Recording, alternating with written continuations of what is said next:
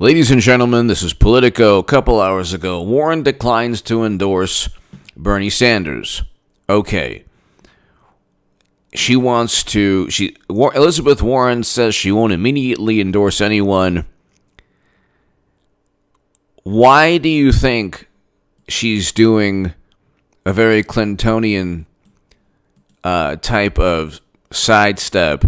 I'm not going to endorse anyone right now. There's only one person that wants Medicare for all.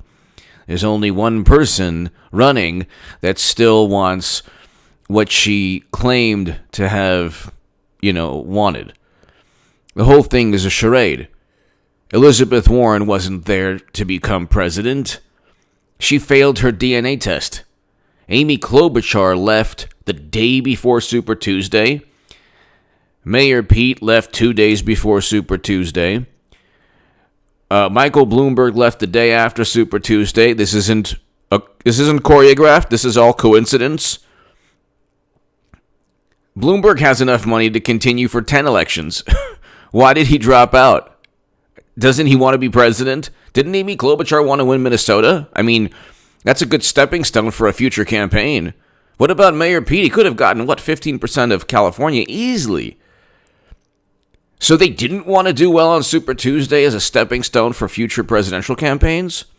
Oh, there was an app in Iowa that just coincidentally didn't work to deny Bernie Sanders a win in Iowa? Bernie made his bet. I'll get to that in a second.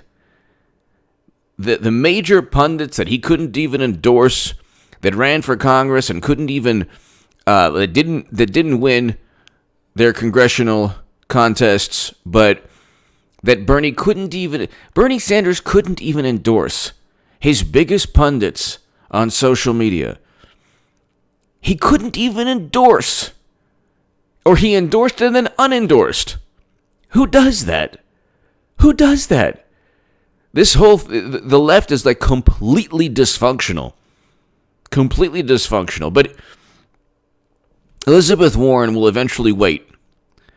She's not going to endorse anyone, because it would be too much of an overt charade. So she'll wait until Michigan, and then March 17th you have Florida, Florida, Ohio, and Illinois. He's not Arizona, so he won't win any of those states, Bernie Sanders. Now, people are only voting for Biden because they want an alternative to all of Bernie's policies that haven't passed the House. See, fine, now I'll get to it. Elizabeth Warren didn't endorse Bernie Sanders in 2016. We'll get to Warren in a moment. I was the biggest Bernie Sanders booster on the internet, according to the Huffington Post. I was the unofficial scribe of Sanders' most hardcore voters, according to the Washington Post. I wrote 100 articles in The Hill, the Huffington Post, and Salon. I was also published in the Cleveland Plain Dealer, other places, saying that only Bernie Sanders could win in 2016. People try to, disparage me on Twitter. I don't have a Twitter account. I don't have a Facebook account, but I just type in my name, see what people are saying. There's this, myth about me that I said that Bernie could still win after July 5th, when James Comey stated that, no reasonable prosecutor would indict Madam Secretary, even though she had top secret and special access program intelligence on servers running outside of the United States government, specifically to hide her communication, where she deleted 30,000 emails without government oversight. And she had several thousand emails that were classified, again on servers. Then you had classified data on Uma Abedin's husband's laptop, where they had to use 20 hazmat suits to even get to the data. But anyway, the whole point is, I was writing that Bernie Sanders was the best choice in 2016. Why? I never said, and by the way, I never said after July 5th, 2016, that he was still going to win. When she should have been, anyone would have been indicted. So all those people who try to say, oh, HA, they're gonna wish they had the indictments. That they're gonna wish the indictments were imminent, because Comey covered up Clinton's crimes. Now, here's an issue. Here are the reasons why Bernie Sanders' 2020 campaign was completely just run into the ground by all the people who either latched on to him, whatever. The whole thing's a charade anyway. The whole thing's a farce, and it's a whole bunch of people. Here, okay, number one. He should have stated he was cheated. He didn't state he was cheated. This is a big issue. Okay, it would have helped with voters throughout the country, even in the South. Okay, the biggest issue is that he didn't, even before that, he obviously had a huge problem with his message to Southern voters. He should have found a way to communicate that his policies were feasible, good, would improve the lives of Democrats in the South. He didn't do that. And that's number one. He should have done that. He had the same problem in 2016. That was the biggest issue he should have corrected. And maybe it was impossible. Maybe because the fact that that Medicare for All and a Green New Deal legislation, resolution, but there was no legislation behind it, abolishing ICE, student loan forgiveness, all these, maybe that just doesn't resonate with the majority of the Democratic Party. Maybe that's the case. Maybe getting retweeted 1 million times doesn't equate to winning. Joe Biden has zero presence online. He has 0 fans on Twitter. And there aren't Biden bros, there aren't Biden anything. No one's wearing a No Malarkey shirt. I'll wear it next segment. But he didn't communicate his revolution or his paradigm of thought or whatever, his policies to Southern voters. That's number one. Number two, his policies never passed Congress. Democrats controlled the House. All they did was impeach Trump. Then they had Hillary Clinton. There's hundreds of bills passed. Nobody cares about being marginally better than Republicans or bills that nobody cares about. That's not really going to create passion or energy or electricity or excitement. Okay, that all fizzled out when Bernie was cheated. The AOC and the youth and the Bernie movement type of energy, that was from his policies that are not feasible, or if they are feasible, Democrats just simply don't want them. Okay. Then we get to what I was, initially, what's always on my mind. He never stated he was cheated. He never said, the DNC cheated me, it wasn't Russia. He swept it under the rug. He circumvented the fact that none of his policies passed Congress, or Democrats don't want his policies. They haven't even voted on. Why haven't they voted on a Medicare for All bill or a Green New Deal legislation? I thought the sky is falling. Legislation. Can we get some laws passed to save the planet? I love when the future of the planet is at stake. I can see the urgency with the resolution. My God, the resolution is a public relations stunt. It's just for show. It's PR. It's not legislation. But he never explained that he was cheated. He never read the DNC emails. Is that against the law? No, it's not. He should have stated, hey, I was cheated. The DNC cheated me. He never stated those words. So if you don't have the guts or the courage or the integrity to say that, then you don't have the guts or the courage or integrity to fight the 1%, which brings us to Bloomberg and Steyer. You had 2 billionaires. What an insult. You had 2 billionaires going in. That's another kind of, shattering the facade of all of this. But he never said he was cheated. And then his movement was very different in 2020. It was like a giant bowel movement, split in two by Elizabeth Warren. Warren was there only to undermine Bernie Sanders. And it was interesting. She started off as this wonderful progressive alternative that was closer to the establishment, which made no sense. And then she ended with that, she just fabricated a story that Bernie said that a woman couldn't win. Obviously that's a lie. Obviously that's a lie. Okay, this is all part of a rigged system. You don't just fabricate a story that Bernie Sanders said, he didn't say that. But then again, which gets me to the other reason his movement tanked completely. He fomented the Trump-Russia myth. He regurgitated and spread lies that he knew were just lies and utter deceit. He knew that Trump didn't work with Russia because it's absurd.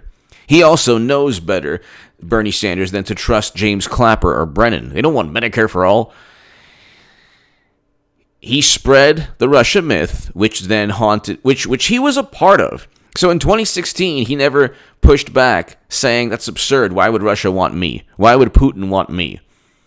He could have brought up the fact that 20% of U.S. uranium capacity, President Obama didn't veto the sale. So even Snopes, that's a way to get around the absurd Snopes. So you can't prove anything about the money from Uranium One officials into the Clinton Foundation. But definitely Trump withheld military assistance. So the intent and the negative motivation or intent is always assigned to Trump, but never to Democrats. You can't prove anything. Bernie should have fought hard. He should have talked about Clinton's emails, servers. If you say, well, the calculus was he had to ingratiate himself with the Democratic Party. No, that's not true. The Democratic Party cares only about leverage and power. That's it. And if you take voters away from them, that's all they care about. He could have simply said, look, if you don't pass a Medicare for all bill, I'm taking my voters and we're starting a new party. Or he could have simply said, you cheated me, don't do it again. And if you do it again, I'm not going to endorse the future nominee. And if you say, well, if he did that, then they wouldn't let him in the Democratic Party. They wouldn't let him run. Well, he could have done that at any point this election. He could have simply, who cares? The whole point is, Elizabeth Warren is part of the whole charade. She's going to wait until he has no chance and then say, well, my hands are tied. I have to vote for Biden. Don't you love, it's like a very Hillary Clinton thing to do. Well, I'm thinking about it. No, you're waiting for the most politically expedient moment, and then you'll just say, oh, I'm going to do this. You don't believe anything. This is why Clinton will never win in a presidential election, but this is why she will always be nominee. Because Clinton, Madam Secretary, is always about the most politically expedient thing to do, which is why, at the end, you'll never win. But you'll always get close and be nominee. Hillary Clinton's going to be nominee. Okay? So, she'll eventually endorse Hillary Clinton. They're not going to go with Biden. Then you get this reports like, oh, mental health professionals think Trump is a real danger to the country. These people are all Democrats. They're not wearing MAGA hats. How many Republican mental health how many Trump-supporting mental health professionals are there? There's a joke there on the left, if you can take that. These are all people who are like, look at his personality. This means that he's a narcissist. Whereas when President Obama drinks Flint water, that's okay. When President Obama and Clinton and Biden preside over the destruction of Libya and then just say, gosh, it was my worst mistake, that's okay. So, you're talking about a person who literally is not only slurring speech, but, like, what did Biden say? He was running for Senate? So, a different ballgame. They're trying to, that's not a big deal. Trump's like, no, he's the first president to step foot in North Korea. President Moon Jae-in of South Korea stated he deserved the Nobel Peace Prize. I'll take President Moon Jae-in's viewpoint of Trump over any Yale psychologist or, therapist that looks at him and says, well, I think that he's off, and then disregards, Biden's, I don't even want to get into it, okay? It's like YouTube policies, I don't want to get into it. You're talking about somebody who's one fry short of a Happy Meal. There's a million things that Bernie Sanders could have done. His 2016 movement was inclusive. Conservatives were like he talked about foreign policy. Bernie Sanders, this is the reason, by the way, that all the major pundits that got $20 million in venture capital funding and Bernie Sanders, and it was his campaign in 2020 was like an online driven thing. The reason that they focused all on Medicare for all is that the establishment never took it seriously and never took it as a threat. So they can just focus on that, get people hyped up, get people to think that they'll perish without it. It's like, well, you can get private health insurance. If you work, you get it through your job, or you can just apply for a private. You get premiums that are affordable. It's not, Medicare for all would take 3-4 years to even implement, assuming that you get a Senate that's Democrat. You'd still have to wait forever, so get private insurance through the ACA or whatever. What are you waiting for? You get people online like, can my family have health insurance now? Okay, like that little snarky, yeah, go ahead and apply. It's Blue Cross and whatever. Just go to if you're a Democrat, you're liberal, you're Democrat, you have the ACA, you can go through them, whatever. I'm not going to tell people what to do with their lives. They don't want health insurance or you don't want health insurance, whatever. You should get health insurance for you and your family. You say, well, I can't afford it. Well, there's also out-of-pocket costs for Medicare. It's up to $6,700. Medicare out-of-pocket. Here, we can just go ahead. Medicare out-of-pocket maximum. The maximum out-of-pocket limit is $6,700 for in-network services and $10,000 for out-of-network services. Medicare set the maximum, but some plans voluntarily establish lower limits. Okay, so, you have a whole bunch of young people that don't know anything about Medicare. So to them, it's like completely free, completely wonderful, everything's perfect, there's never any problem. Is there the amount varies from plan to plan, but from $3,000 to $6,700. You still have to pay that every year if you want. If heaven forbid you have to have, a lot of coverage.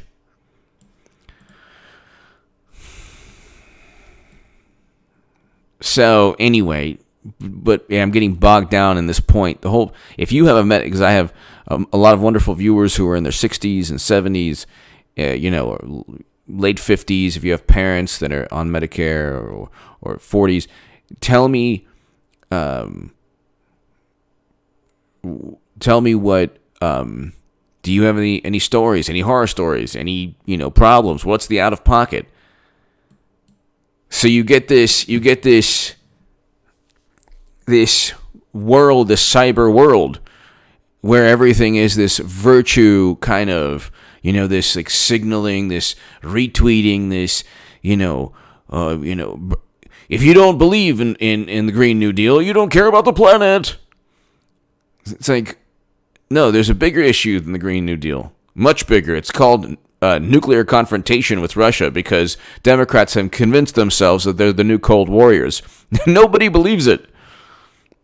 Nobody believes it. Putin's laughing, and everyone else, every Trump supporter, every Republican on the planet, well, every Trump supporter, Republicans, they pretend they're the Cold Warriors too. Mitt Romney, but that ended. The Berlin Wall already fell. Okay. But this, what can I tell you? Elizabeth Warren is part of the whole charade, and at the end of the day, so is Bernie Sanders. I mean, you have to, if he endorsed Hillary Clinton in 2016, first of all, he wasn't legally bound to endorse Clinton. He shouldn't have. If he was cheated, he shouldn't have endorsed Clinton. They lost anyway. Democrats despise Bernie Sanders. Absolutely despise Bernie Sanders. And when they said Biden was the front runner before Super Tuesday, I said no, he wasn't. Then after Super Tuesday, because then after Nevada, they said Bernie Sanders is going to run away with it. Every pundit was saying that. Every pollster was saying that. He'll run away with it. And I said, even if he does, he's still not the front runner. Hillary Clinton's the front runner. Now Biden's the front runner. There is nobody who's passionate about Biden. Losing with Clinton, because they're going to lose with Clinton again. Okay. Losing with Clinton will actually be better for the Democratic Party than losing with Biden, because you'll have a record for the least turnout among Democrats. Could you imagine? Biden against Bernie Sanders, yes, gets votes because people do not want Bernie's movement. This year, in 2016, it was a different ballgame because you had Trump and Bernie, both populist messages, and you didn't know how good Trump would be in terms of the economy, record low unemployment, 5 million people lifted out of poverty, 6 million jobs created, household median income up. We can go on forever. Record low unemployment. We can go on forever. His policies worked. 61% of Americans say they're better off than they were in 2016 under President Obama. So you didn't know how good Trump would be because he's a good president, objectively. The media meltdown is the same media meltdown they're having with Bernie, which is, again, every despicable, dirty, underhanded, shady tactic that Bernie used and helped perpetuate against Trump, the Democrats used against him. Bernie Sanders was utilized simply just to keep the charade going, to prop up the Democratic Party. And then when they don't need him anymore, they just toss him aside.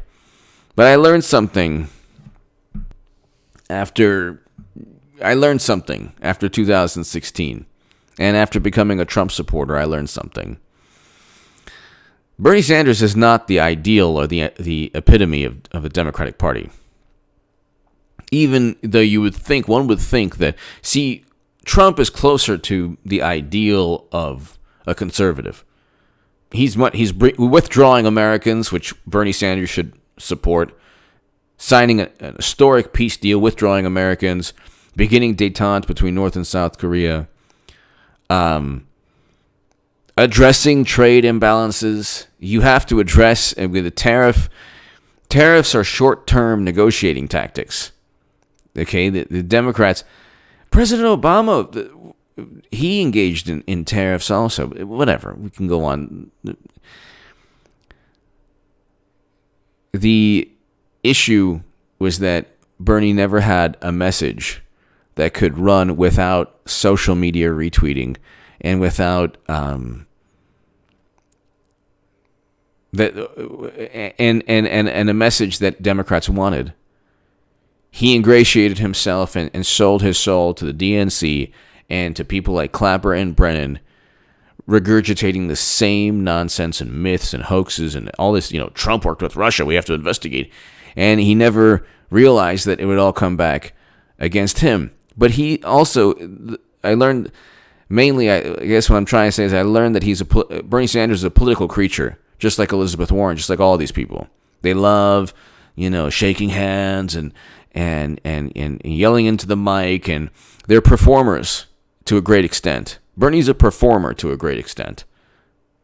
Okay? He's a lifelong politician like Hillary Clinton. Lifelong. These are all Democrats, by and large, aside from Bloomberg and some others. Well, he started as a Republican, are like lifelong politicians. They make their money from politics. They sell themselves. There's another word for that, and that word is more pure, and the people are more have more integrity with that word than in politicians, because you don't really get anything from politicians at all. You just get lies, generally, or you get let down. Except Trump doesn't let you down. President Trump is the first politician that I've ever seen that fights all the time. And he fights for his voters all the time. Bernie does not. He lays down and takes it. Trump fights all the time. Fights the media, fights CNN, fights Comey, fights Clapper, fights the DNC, fights Hollywood. He constantly fights. That's why they can't stand him. People are obsessed with his personality. They really despise his personality. His tenure as president they like, but they despise his personality. With the Democrats, it's the opposite. Democrats don't do much for their constituents, but their personalities are great. Anyway, give me your thoughts below. It's kind of, I don't know. It is it's depressing until you realize the game. And it's all a theatrical performance and charade. This is not only rigged, it was designed to ensure that one candidate, Bernie Sanders, couldn't win. But I'll take it one step further. Bernie was part of the whole rigged process because he never called it out. So he has to be part of it. You can't tell me that it's not choreographed. You have two candidates for president leaving a day before Super Tuesday, which helps only one other candidate. And then another candidate leaving after he's been his usefulness. And then Warren leaving. And then an app not working in Iowa. And then the DNC emails forcing Debbie Wasserman Schultz to resign. Why did she resign? Just wondering. Why did 4 other officials resign? Why did Donna Brazile write that article in Politico talking about a secret agreement that Clinton had? And why every day is Clinton saying, well, I'm going to run, or I feel the urge to run, Bernie has never had a job, nobody likes him. She insults Bernie Sanders every day. She doesn't have to, because she's running, because she really despises Bernie Sanders. She blames him as one of the litany of reasons for her election loss, of course not herself. She'll lose again in 2020, but whatever.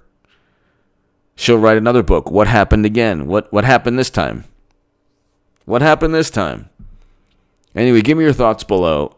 Hillary Clinton's going to be nominee. I don't know how it's going to happen. Just like I couldn't even predict the app and all this stuff. But I do know that at the end of the day, they're not rolling with Biden.